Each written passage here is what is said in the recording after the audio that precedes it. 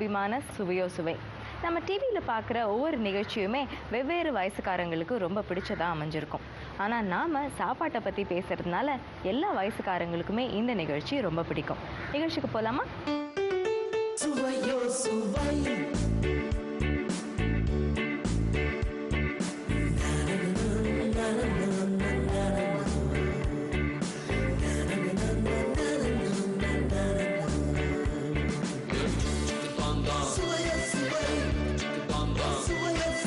சுவையோ சுவை நிகழ்ச்சியோட முதல் பகுதி கிராமத்து விருந்து. நகர சூழலில் வளர்ந்து வர இன்றைய தலைமுறைக்கு தன்னுடைய முன்னோர்கள் எந்த மாதிரி சாப்பாட்டை சாப்பிட்டு வளர்ந்தாங்க அப்படின்னு தெரிஞ்சுக்கிறது ரொம்பவே கஷ்டம். அப்படியே தெரிஞ்சுக்கிட்டு அதை சமைச்சு சாப்பிடணும்னு ஆசைப்பட்டாலும் சொல்லித்தரத்துக்கு ஆள் இல்லை. நாம் மறந்து போன இந்த சமையலை மண்மனம் மாறாமல் சொல்லி கொடுக்கறதுக்கு, அதுவும் பாட்டு பாடிக்கிட்டே சொல்லி கொடுக்கறதுக்கு வராங்க நம்ம பாட்டி பறவை முனியம்மா. இதோ கிராமத்து விருந்து. வணக்கம். இந்த வாரம் கிராமத்து விருந்தில் பருப்பு பணியாரம் செய்து காட்ட போகிறேன்.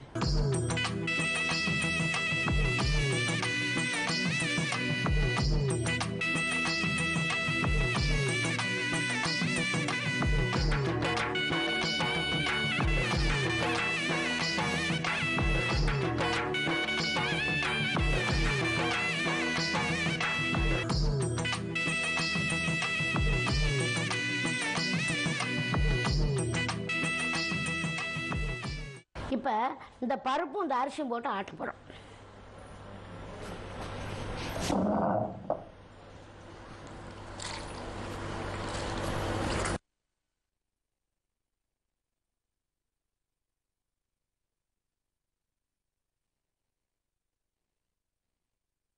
இது வந்து அரிசி, புழுங்கரிசி ஊற போட்டது.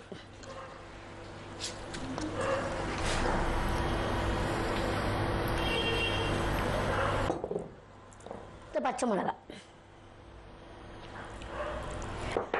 தேவையான அளவு உப்பு, பத்திரன்னா போட்டுக்கலாம்.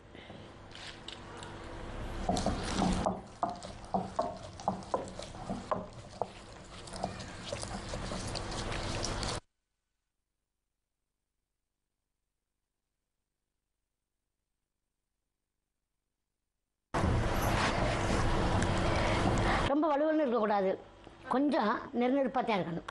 சரியா போச்சு.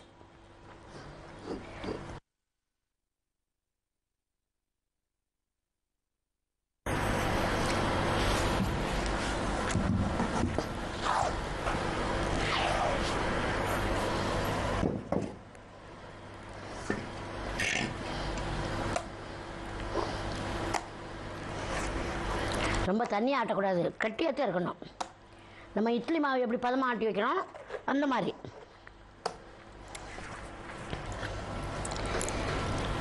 இப்போ இந்த வெங்காயம், சின்ன வெங்காயம் நம்ம ஏற்கனவே பொடியாக நறுக்கி வைக்கணும். சும்மா அப்படியே நம்ம கருவாடு பொரிக்கிற மாதிரி அப்படி மண்டை மண்டையாக நறுக்கிறாத அளவில் வடக்கி நறுக்கோம்னா அந்த மாதிரி நறுக்கி வச்சுக்கணும். பாருங்கள், இது வந்து கொத்தமல்லி தழை, இது கருவேப்பிலை. கருவேப்பிலையும் நல்லா பொடியாக கட் பண்ணி வச்சுக்கணும். அப்படியே சேர்த்து அப்படியே கரண்டிலேயே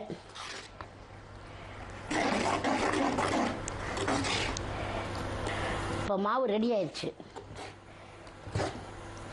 இப்போ பனியார் சட்டி அடுப்பில் வைக்க போகிறோம்.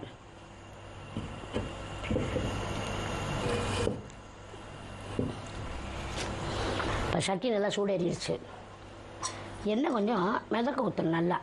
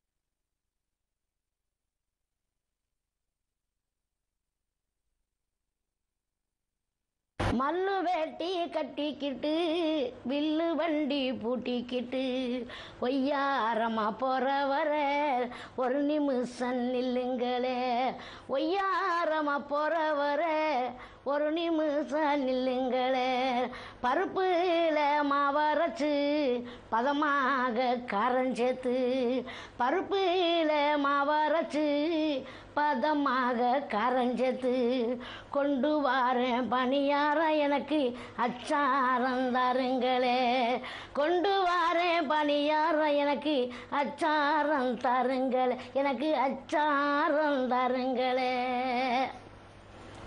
இந்த வாரம் கிராமத்து விருந்தில் பருப்பு பணியாரம் சுட்டு உங்களுக்கு காமிச்சாச்சு. அடுத்த வாரம் கிராமத்து விருந்தில் இன்னொரு விருந்துதான். தமிழ் தொலைக்காட்சி வரலாற்றில் முதல் முறையாக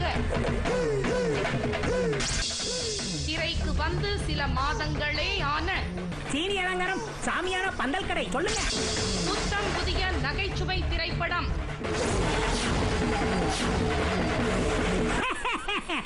பாப்பா வயசுக்கு வந்துருச்சா? கடையை தொடங்கடா.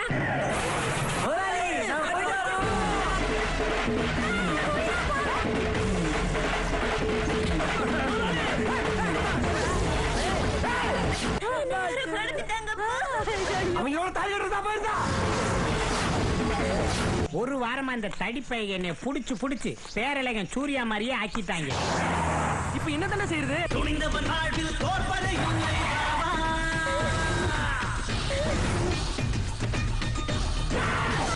சீனி இவ்வளவு தூரம் டென்ஷன் ஆயிட்டாங்கிற விஷயத்த அவன் காதுல போட்டுறாதீங்க. கொஞ்ச நேரம் ஒன்ன பார்த்தேன் பிஞ்சு போச்சு நெஞ்சு. வரும் வெள்ளி இரவு 7 மணிக்கு பிருத்வி பாண்டியராஜன், ஸ்ரீனிஷா, சிங்கம் புலி நடித்த 18ஆம் குடி புத்தம் புதிய நகைச்சுவை திரைப்படம் நமது கலைஞர் தொலைக்காட்சியில். சுவையோ சுவை நிகழ்ச்சியில் அடுத்த பகுதி மைக்ரோவேவ் குக்கிங். வளர்ந்து வர இந்த எலக்ட்ரானிக்ஸ் உலகத்தில் நம்ம சமையல் அறை கூட நவீனமாகிக்கிட்டே வருதுன்னு சொல்லலாம். அந்த வகையில் சில வருடங்களுக்கு முன்னாலேயே நம்ம சமையல் அறைக்குள்ளே நுழைஞ்ச ஒரு சாதனம் தான் மைக்ரோவேவ் அவன். மைக்ரோவேவ் அவன் வச்சு என்னெல்லாம் சமைக்கலாம் அப்படிங்கிறது நம்மளுக்கு கொஞ்சம் தெரிஞ்சிருந்தாலும் மைக்ரோவேவ் அவனில் இதெல்லாம் கூட சமைக்கலாமா அப்படின்னு ஆச்சரியப்படுற அளவுக்கு ஒவ்வொரு வாரமும் புதுசாக நம்மளுக்கு சமையல் குறிப்புகளை சொல்லித்தர பகுதி தான் இந்த மைக்ரோவேவ் குக்கிங்.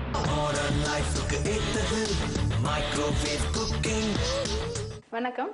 இன்றைக்கி நம்ம வந்து மைக்ரோவேவ் குக்கிங்கில் வந்து என்ன பார்க்க போகிறோம், நீங்களாம் ரொம்ப ஆவலாக இருப்பீங்க. இன்றைக்கி நம்ம பார்க்க போகிறது வந்து bright green banana flower kebab. So இது வந்து ஒரு கபாப் மாதிரி ஒரு டிஃப்ரெண்ட் ஒரு வகை.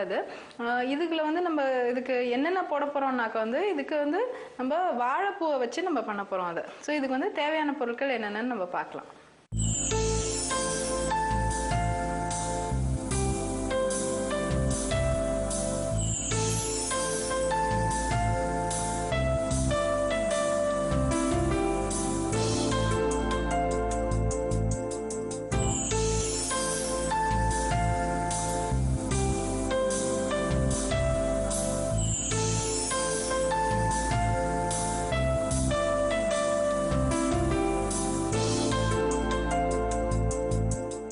இப்போ வந்து நம்ம இதை எப்படி பண்ணுறதுன்னு பார்க்கலாம். இப்போ வந்து இந்த மாதிரி பாலாக்கு எடுத்துட்டு இதை வந்து அப்படியே அலசிட்டு நம்ம ஒரு மைக்ரோவேவ் டிஷ்ஷில் நம்ம வச்சிடலாம். இப்போ இதில் வந்து இது ஏற்கனவே நிறைய மாய்ஸ்சர் இருக்கு இல்லையா அதில், அதனால் இதில் வந்து இன்னும் கொஞ்சம் லேசாக மட்டும் தண்ணி விட்டு இதை வந்து நம்ம ஒரு 3 minutes மைக்ரோவேவ் பண்ணிடலாம். அதை சிம்பிள் மைக்ரோவேவிங் இதில்.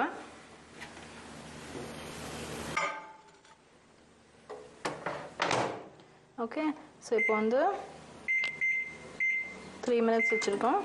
வந்து மைக்ரோவேவ் பண்ணாக்க இதில் வந்து இன்னொன்று என்ன முக்கியமான ஒரு விஷயம்னாக்க வந்து மைக்ரோவேவிங் வந்து இந்த மாதிரி பச்சை காய்கறி இருக்கு இல்லையா, கீரை, பீன்ஸு, பட்டாணி, இதுக்கெல்லாம் வந்து ரொம்ப ரொம்ப அழகாக நம்மளுக்கு ரிசல்ட் கொடுக்கும்.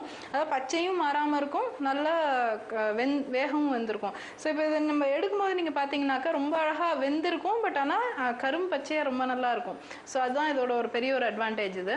ஸோ இதை வந்து எடுத்து நம்ம மிக்சியில் பாக்கி இன்க்ரீடியன்ஸோட எல்லாம் நம்ம மிக்ஸ் பண்ணிவிட்டு இதை நம்ம அப்படியே கபாப் மாதிரி எடுக்க போகிறோம். கபாப்ங்கிறது என்னன்னாக்க இப்போ நம்ம வடை இருக்கு இல்லையா, வடை வந்து நம்ம டீப் ஃப்ரை பண்ணுறோம், பொரிக்கிறோம். அப்படி இல்லாமல் கபாப்ங்கிறது வந்து ஒரு இந்த மாதிரி பல தானியங்களை வச்சு செஞ்சு வடை ஷேப்பில் பண்ணி, வடையோட ஒரு உருவத்தில் பண்ணி, அதை வந்து சார்கோல் கங்கு மேலே வச்சு அதை வேக வச்சு எடுக்கிறது தான் கபாப், ஒரிஜினல் கபாப்.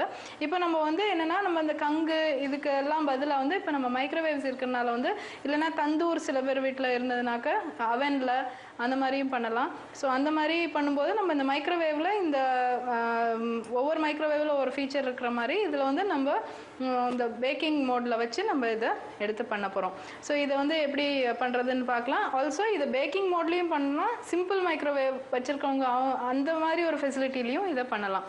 ஸோ இதுக்கு வந்து என்னன்னாக்கா, நம்ம இப்போ ஒரு அடிஷ்னலாக வந்து வாழைப்பூவையும் நம்ம இதோட சேர்க்குறோம். இந்த கீரை, ஸ்பினச்சு இதெல்லாமா சேர்ந்து. அண்ட் அகேன் இப்போ இதுக்கு வந்து நம்ம பாலக்கீரை நம்ம போட்டிருக்கோம் இல்லையா. ஸோ இதுக்கு வந்து ஆனால் நம்ம ரெகுலராக நம்ம இங்கே சவுத்தில் கிடைக்கிற மாதிரி ஆனால் கீரை நம்ம போட முடியாது, அந்த ஒரு ஃப்ளேவர் வராது, அந்த பச்சையும் வராதுல.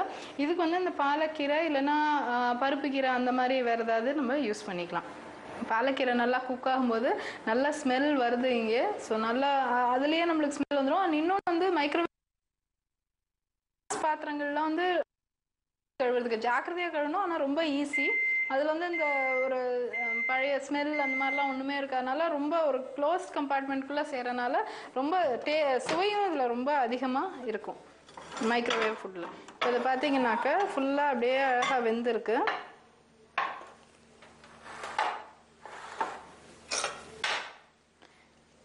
இப்போ இதை அப்படியே எடுத்து நம்ம மிக்சியில் போட்டு பீட் பண்ணணும். இந்த தண்ணியை வந்து நம்ம இதோட ஆட் பண்ணிக்கிறதுனா பண்ணிக்கலாம், அது பாதி அளவு இதெல்லாம் ஆட் பண்ணிக்கலாம் அந்த தண்ணியை. ஏன்னா எப்படி அந்த கீரையை அரைச்சாலும் அதுலேயும் நிறைய தண்ணி இருக்கும். இப்போ இது வந்து நல்லா ரொம்ப சூடாக இருக்கிறதுனால இதை வந்து 2 நிமிஷம் கொஞ்சம் ஆற விட்டுடலாம் அதை. இப்போ பாக்கி இன்க்ரீடியன்ஸ் இதுக்கு வேண்டியது வந்து இதோட நம்ம ஆட் பண்ணிடலாம், அது என்னென்னு பார்த்துடலாம். ஸோ இப்போ இந்த மாதிரி வந்து நம்ம பாசி பயிர் இருக்கு இல்லையா, அதை வந்து நைட்டே நம்ம காலையில் செய்ய போகிறோம்னாக்கா நைட்டே இதை ஊற வச்சுக்கோங்க. இதை ஊற வச்சிங்கன்னா ரொம்ப நல்ல டீப் கலர் வரும். ஸோ அது வந்து ஒரு கப் அளவுக்கு போட்டுக்கலாம். அதுக்கு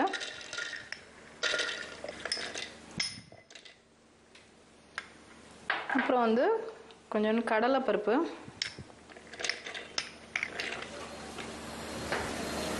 அதாவது பாசிப்பருப்பு இதில் அதிகமாக இருக்கணும், கடலைப்பருப்பு வந்து கொஞ்சம் ஒரு பாதி அளவு இருந்தால் தான் சரியாக இருக்கும். பூண்டு போடுறோம். இப்போ இதெல்லாம் வந்து பச்சையாக போடுறோம், ஆனால் வந்து நம்ம எப்படியும் மைக்ரோவேவில் வச்சு அதை குக் பண்ணி எடுக்கும்போது அந்த பூண்டு எல்லாமே நல்லா ரொம்ப அழகாக வெந்து ரொம்ப நல்ல ஒரு ஷேப்லியாக வந்துடும். இதோட பச்சை மிளகாய் தான் போடுறோம். அகெயின் எல்லாமே வந்து அந்த பச்சை கலரை ரீஎன்ஃபோர்ஸ் பண்ணுற மாதிரி, அதாவது பச்சை கலர் இன்னும் அதிகமாக வரக்கூடிய இன்க்ரீடியன்ஸாக தான் நம்ம இதில் சேர்க்கணும். இப்போ இதே வந்து வரமிளகா போட்டோம்னா நீங்கள் ஃபைனல் வர கபாப் வந்து பச்சை கலராக இல்லாமல் கொஞ்சம் ஒரு டல் கலராக வந்துடும். ஸோ அதனால தான் எல்லாமே பச்சையை சார்ந்த கலர்களாக நம்ம போடுறோம். அதில் உப்பு, வாழைப்பூ, கடலை மாவு மட்டும் நம்ம லாஸ்ட்டில் ஆட் பண்ண போகிறோம்.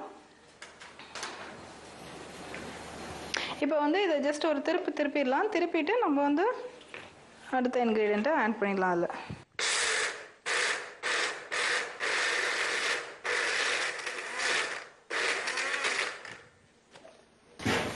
இப்போ வந்து கீரையும் ஆட் பண்ணிடலாம். அதில்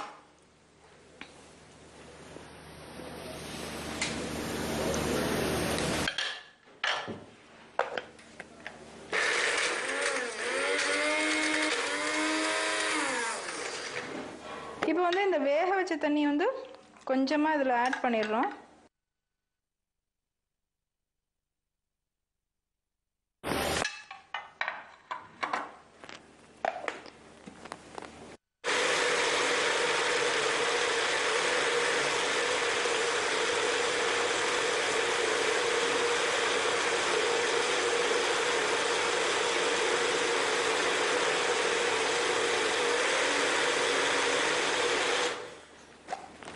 இப்போ இதை பார்த்தீங்கன்னாக்கா நல்லா ஸ்மூத் ஆயிடுச்சு இது. ஸோ இந்த அளவு ஸ்மூத்தாக இதை அரைச்சிக்கணும். இப்போ வந்து இதில் நம்ம அடுத்தது கடலை மாவும் வாழைப்பூவும் ஆட் பண்ண போகிறோம். ஸோ இப்போ இது வந்து உங்களுக்கு அப்படியே டோட்டலாக ஒரு ஆயில் ஃப்ரீ கபாப் மாதிரி இருக்கும்.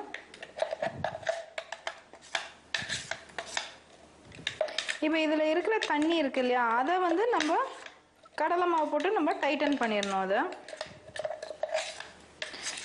கடலை மாவோட இன்னொரு முக்கியமான ஒரு ரோல் இதில் இருக்குது. இன்னொன்று என்னன்னாக்கா நல்லா கொஞ்சம் சாலிடாகவும் ஆக்கும். இது இப்போ நீங்கள் நினைக்கலாம் இல்லையா, ஸோ இதுலேயே முதல்ல நம்ம தண்ணி கம்மியாக போட்டு அரைச்சா என்ன அப்படின்ட்டுன. ஆனால் அந்த மாதிரி இல்லாமல், ஏன்னா இது அரைப்படுறதுக்கு ஓரளவு தண்ணி வேணும், கீரையிலே நிறைய தண்ணி இருக்கும். ஸோ அதனால் நீங்கள் எவ்வளோ அதை ஹார்டாக அரைச்சாலும் அது வந்து கொஞ்சம் தண்ணி பசை இருக்கும். அதுக்கு வந்து நம்ம கொஞ்சம் கடலை மாவு ஆட் பண்ணுறோம். ஆட் பண்ணுறதோட டபுள் பர்பஸ் இருக்குது. ஒன்று வந்து இதை ஹார்ட் ஆக்குறது, இன்னொன்று வந்து குக் பண்ணும்போது அது சமைச்சது மைக்ரோவேவில் வச்சு அதை எடுக்கும்போது நல்ல சாலிட் ஷேப்பாக வந்துடும். ஸோ அதனால இது 2 ஃபங்க்ஷன்ஸ் இருக்குது.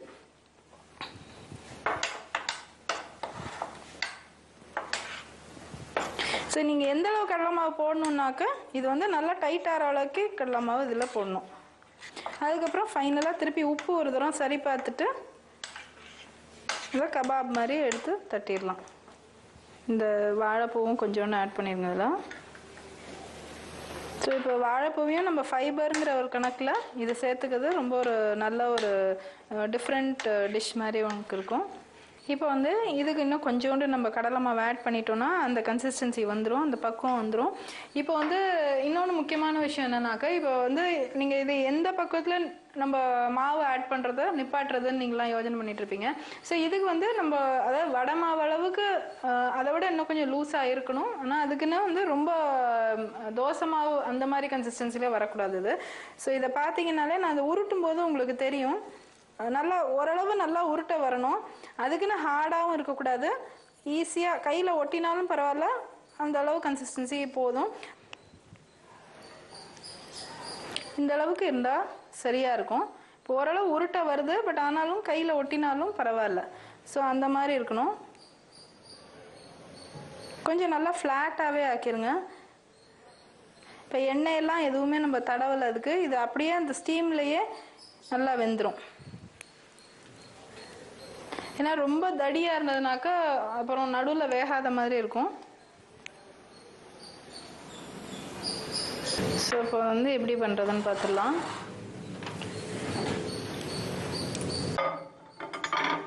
இதை வந்து இப்போ மைக்ரோவேவ் அண்ட் கன்வெக்ஷன் மோடு இருக்கு இல்லையா, அதில் வந்து வச்சுட்டு நம்ம வந்து டெம்பரேச்சர் செலக்ட் பண்ணிக்கலாம். இதில் 250 டிகிரி சென்டிகிரேட் வந்து குறைச்சிட்டு 200 ஆக்கிக்கலாம். 200ல் வந்து 6 மினிட்ஸ் பண்ணிடலாம். அப்படி இல்லை நம்மகிட்ட சிம்பிள் மைக்ரோவேவ் தான் இருக்குது அப்படின்னாக்க வந்து நீங்கள் ரொட்டீனாக வந்து மைக்ரோவேவ் ப்ளஸ் கன்வெக்ஷன்னா உங்களுக்கு குக்கிங் இன்னும் கொஞ்சம் ஃபாஸ்டர் ஆகும். ஸோ அதுதான் இதில் டிஃப்ரென்ஸு. பட் ஆனால் சிம்பிள் மைக்ரோவேவ் ஃபங்க்ஷன்ஸ் தான் இருக்குது அப்படின்னாக்க வந்து நீங்கள் என்ன பண்ணலான்னாக்கா, ஜஸ்ட்டு மைக்ரோவேவ் போட்டுட்டு ஒரு இப்போ நம்ம 6 மினிட்ஸ் வச்சுருக்கோம் இல்லையா, அது ஒரு 7 மினிட்ஸ் வச்சிங்கனாக்கா உங்களுக்கு டைம் கரெக்டாக செட் ஆயிரும்.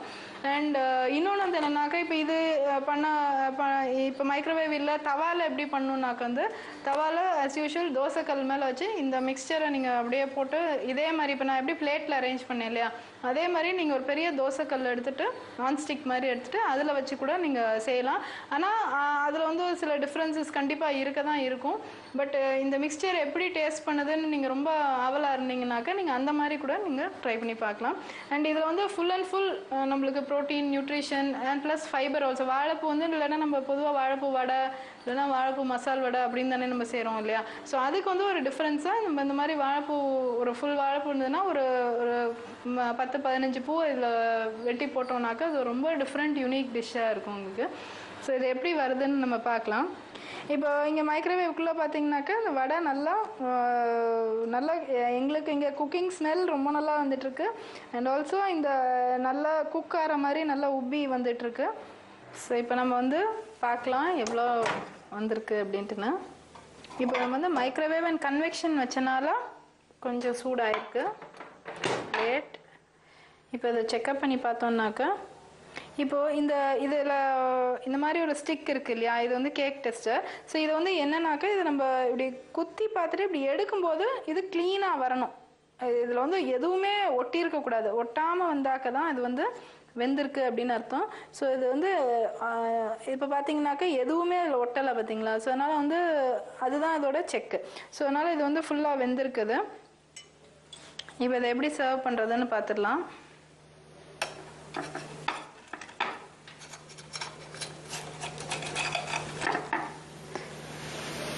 இந்த பக்கமும் ரொம்ப நல்லா வெந்திருக்கு. ஸோ இந்த மாதிரி நம்ம இந்த க்ரீன் கலர் கபாப் வந்து நம்ம ரொம்ப டிஃப்ரெண்ட் டிஷ்ஷாக நம்ம இதை பண்ணிடலாம். ஸோ இது வந்து ஒரு இந்த பிரைட் க்ரீன் பனானா ஃப்ளவர் கபாப்ங்கிறது இது வந்து ஒரு ரொம்ப நல்ல ஒரு ஸ்நாக். இது டீ டைம் ஸ்நாக்காக பண்ணலாம், இல்லைன்னா வந்து நீங்கள் காலையிலே செஞ்சு வச்சிட்டிங்கன்னா இது வந்து ஒரு ஜஸ்ட் ஒரு 11 o'clock ஸ்நாக் மாதிரி பேக்டாகவும் கொடுக்கலாம். ரொம்ப நல்லா இருக்கும். அதாவது நேரம் ஆனாலும் நல்லா சாஃப்டாக நல்லா இருக்கும் இது. ஸோ அதனால் இதை கண்டிப்பாக ட்ரை பண்ணி பாருங்கள். ட்ரை பண்ணுறதோடு இல்லாமல் கண்டிப்பாக எழுதி அனுப்புங்க எப்படி இருந்ததுன்னு. உங்கள் கருத்துகள் நாங்கள் அவளாக எதிர்பார்த்துட்ருக்கோம்.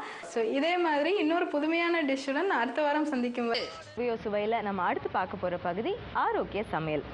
உணவே மருந்துங்கிறது நம்ம முன்னோடி சித்தர்கள் சொல்லியிருக்கிற விஷயம். நம்ம சாப்பாட்டில் எந்த மாதிரி உணவு வகைகளை சேர்த்துக்கணும், எந்த மாதிரி உணவு வகைகளை தவிர்க்கணும் அப்படின்னு நம்மளுக்கு தெரிஞ்சிட்டாலே பெரும்பாலான நோய்கள் நம்ம கிட்டேயே வராதுங்க. அதுக்காக பத்திய சாப்பாடு சாப்பிடணும்னு அவசியம் இல்லை. நம்ம உடல் ஆரோக்கியத்திற்கு ஏற்ற மாதிரி அதே நேரத்தில் வாய்க்கு ருசியாக சமைக்கிற மாதிரி குறிப்புகளை சொல்ல வராங்க டயட்டீஷியன் அம்பிகா சேகர். இதோ ஆரோக்கிய சமையல்.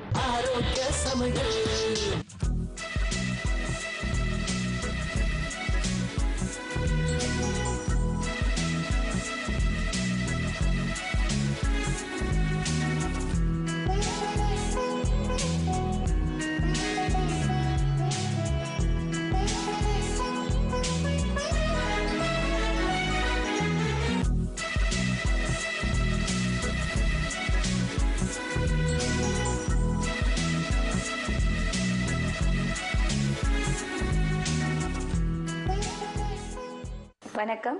இந்த வார ஆரோக்கிய சமையலில் நான் உங்களுக்கு செஞ்சு காட்ட போகிறது வெங்காயத்தாள் சட்னி. வெங்காயத்தாளில் வந்து அளவுக்கு அதிகமாக இரும்பு சத்தும் கால்சியம் சத்தும் இருக்குது. ஆனால் அதை நம்ம நிறைய பேர் வந்து வெறும் ஃப்ரைட் ரைஸுக்கு கொஞ்சம் கூட போடுறதுக்கு மட்டும்தான் யூஸ் பண்ணுறோம். அதை வச்சு எப்படி வந்து அந்த அளவுக்கு யூஸ் பண்ணால் உங்களுக்கு பத்தாதுங்கிறதால வெங்காயத்தாளை முழுசாக நம்ம வந்து யூஸ் பண்ணோன்னா இந்த மாதிரி சட்னி பண்ணி சாப்பிட்லாம். எப்படி சட்னி பண்ணுறதுன்னு பார்க்கலாம். வெங்காயத்தாளை நல்லா க்ளீன் பண்ணி கட் பண்ணிக்கணும்.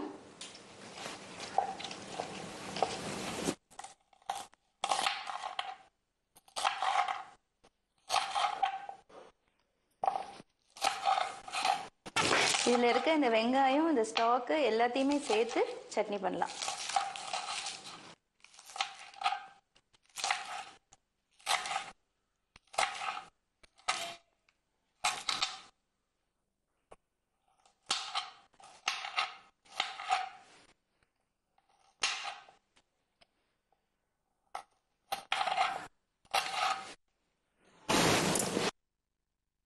நான் சொன்ன மாதிரி கால்சியம் இரும்பு சத்து மட்டும் இல்லாமல் அது வந்து ஒரு ஆன்டி ஆக்சிடென்ட். நம்ம உடம்புல இருக்க அந்த நோய் கிருமிகளை வந்து அழிக்கிற கெப்பாசிட்டி இருக்குது. அதனால் வந்து வாரத்தில் ஒரு 2 நாளாவது வெங்காயத்தாள் வந்து நீங்கள் சேர்க்கணும். எப்போவுமே வந்து நம்ம சமைச்சு ஒரு வெஜிடபிளை யூஸ் பண்ணோன்னா அதில் இருக்க முழு சத்தம் நம்ம கிடைக்கிறதில்ல. அதனால் வந்து பச்சையாக அதை யூஸ் பண்ணோன்னா அதில் வந்து உங்களுக்கு முழு சத்தம் கிடைக்கும். இந்த மாதிரி சட்னி பண்ணி நீங்கள் சப்பாத்தி, பிரெட்டுக்கெலாம் இதை வந்து யூஸ் பண்ணலாம். அது கூட வந்து கொத்தமல்லி யூஸ் பண்ணுறேன் நான். கொத்தமல்லியும் நல்லா க்ளீன் பண்ணிவிட்டு பொடியாக நறுக்கிக்கோங்க.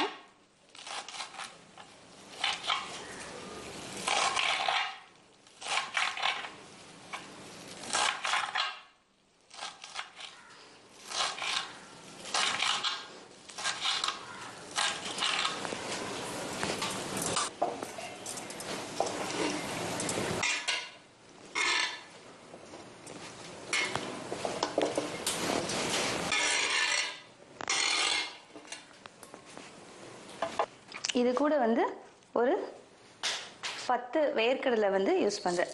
வறுத்த கடலை, கொஞ்சம் ஜீரகம், ஒரு ஸ்பூன் ஜீரகம் யூஸ் பண்ணலாம். இஞ்சி ஒரு 3 பல்லு பூண்டு, காரத்துக்கு வந்து ஒரே ஒரு பச்சை மிளகாய். இந்த சட்னிக்கு தேவையான அளவு உப்பு, கல்லுப்பு. நம்ம வழக்கமாக வந்து சட்னிக்கு புளி வைப்போம். புளிக்கு பதில் இதுக்கு வந்து எலுமிச்சம்பழம் ஜூஸ் ஊற்றுறேன் நான். ஒரு அரை மூடி எலுமிச்சம்பழம் ஜூஸ் யூஸ் பண்ணலாம்.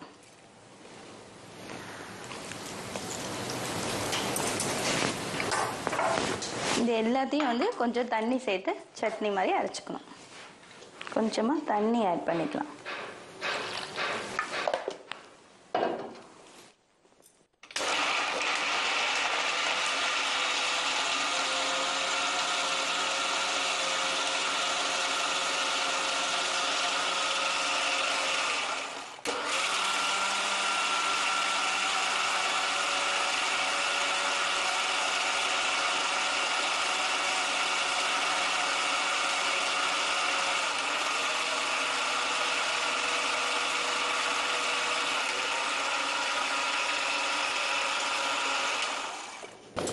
நல்லா அரைஞ்சிச்சு.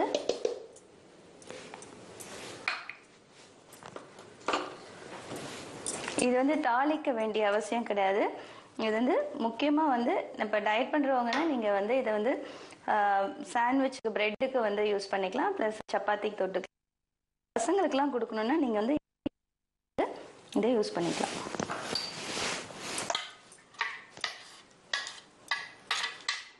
இந்த வெங்காயத்தாள் சட்னி வந்து நம்ம எப்பவும் பண்ணுற சட்னியை விட ரொம்ப டிஃப்ரெண்ட்டானது. டேஸ்ட் ரொம்ப நல்லாயிருக்கும். நீங்களும் உங்கள் வீட்டில் ட்ரை பண்ணி பாருங்கள். பசங்களுக்கு கூட நல்லாயிருக்கும். அவங்க லைக் பண்ணி சாப்பிடுவாங்க. ஏன்னா வந்து கலர் வந்து ரொம்ப அட்ராக்டிவாக இருக்குது. அவங்களுக்கு விருப்பப்பட்டால் நீங்கள் கொஞ்சம் கடுகு ஜீரகம் தாளித்து கூட கொடுக்கலாம். இருக்கணும்னா எப்பவுமே இந்த மாதிரி நிறைய பச்சையா வந்து காய்கறிகள் சேர்த்துக்கணும். ஏன்னா நம்ம சமைக்கும் போது அதுல இருக்க வைட்டமின் சி வந்து அழிஞ்சிரும். அதனால சமைக்காம இந்த மாதிரி முக்கியமா இந்த கிரீனா இருக்க இந்த கீரை வகைகள், புதினா, கொத்தமல்லி, கருவேப்பிலை, வெங்காயத்தாள் இதெல்லாம் வந்து நிறைய வந்து சேர்த்துக்கணும். ஆனா முக்கால்வாசி வந்து பச்சையா சேர்த்துக்கிறது நல்லது. அப்போ வந்து அதில் இருக்க நியூட்ரியன்ஸ் எதுவுமே உங்களுக்கு வீணாகாமல் கிடைக்கும். அதனால வந்து நீங்களும் வந்து உங்கள் வீட்டில் இந்த ஆரோக்கியமான டிஃப்ரெண்ட்டான எப்படி இருந்ததுன்னு உங்க கருத்துக்களை எங்களுக்கு எழுதி அனுப்புங்க. மீண்டும் அடுத்த வாரம் இன்னொரு ஆரோக்கியமான ரெசிபியோட உங்களை சந்திக்கிறேன். சுவை நிகழ்ச்சியில இன்னைக்கு இடம்பெற்ற அத்தனை பகுதிகளும் ரொம்ப சுவையா இருந்திருக்கும் அப்படின்னு நம்புறோம். இதை பார்த்து சமைச்சு பாருங்க, சுவைச்சு பாருங்க. நன்றி, வணக்கம்.